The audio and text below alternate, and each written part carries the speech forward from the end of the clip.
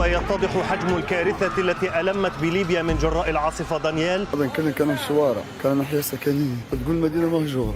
سيول جارفة سحبت الأخضر واليابس، ليبيا تستغيث وكارثة ضربت البلاد، فلا صوت يعلو فوق صوت الصراخ، فالقتلى بالآلاف والمفقودون يفوقون التوقعات، ودرنا التي كانت تعج بالسكان وتنبض بالحياة باتت خاوية على عروشها.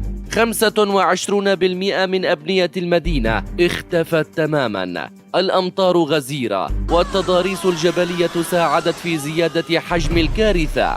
إعصار دانيال يدمر شرق ليبيا وتنتقل آثاره إلى مصر، ولكن خفت حدته قرب الحدود المصرية. فماذا يجري؟ الإعصار دانيال يخفي مدينة درنا الليبية في مياهه.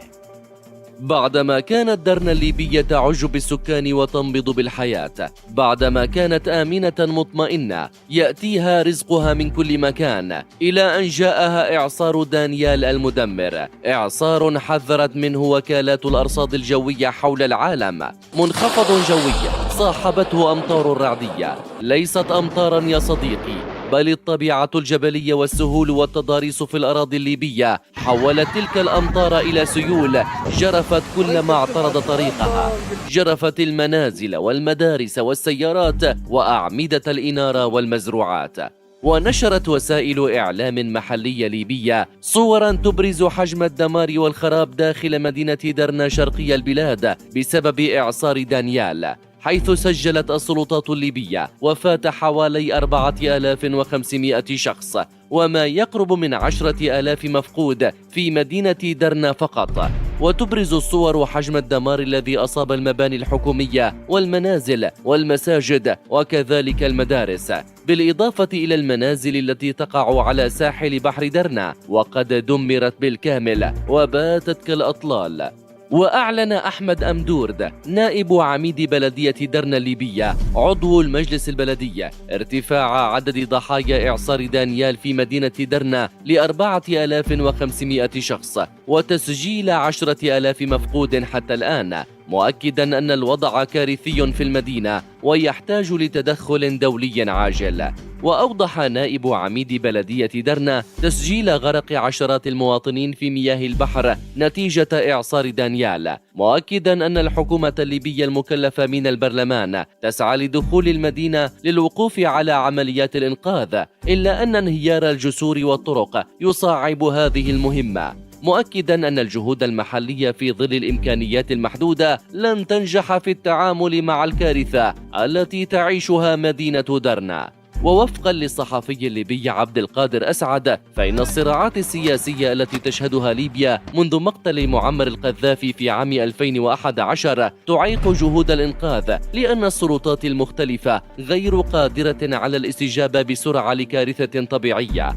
لا توجد فرق إنقاذ ولا يوجد رجال إنقاذ مدربين في ليبيا. كل شيء على مدى السنوات 12 الماضية كان يتعلق بالحرب. هناك حكومتان في ليبيا، وهذا في الواقع يؤدي إلى إبطاء وصول المساعدات التي تأتي إليها، لأن الوضع مربك بعض الشيء. هناك أشخاص يتعهدون بتقديم المساعدات ولكن المساعدات لا تصل. هذا وكانت مصر وألمانيا وإيران وإيطاليا وقطر وتركيا من بين الدول التي قالت إنها أرسلت مساعدات إلى ليبيا أو مستعدة لإرسالها.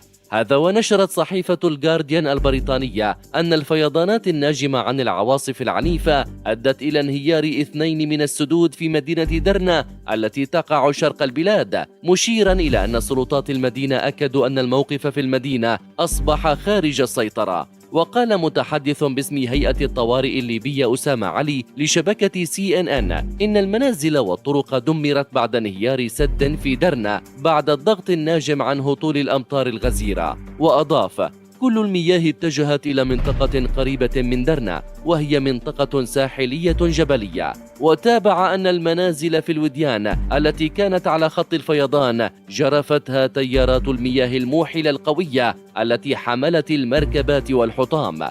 وأضاف أنهم أي فرق الإنقاذ غير قادرين على الوصول إلى فرقهم داخل درنا بعد تدمير خطوط الاتصالات. وتابع أن فرق الطوارئ الأخرى غير قادرة على دخول درنا بسبب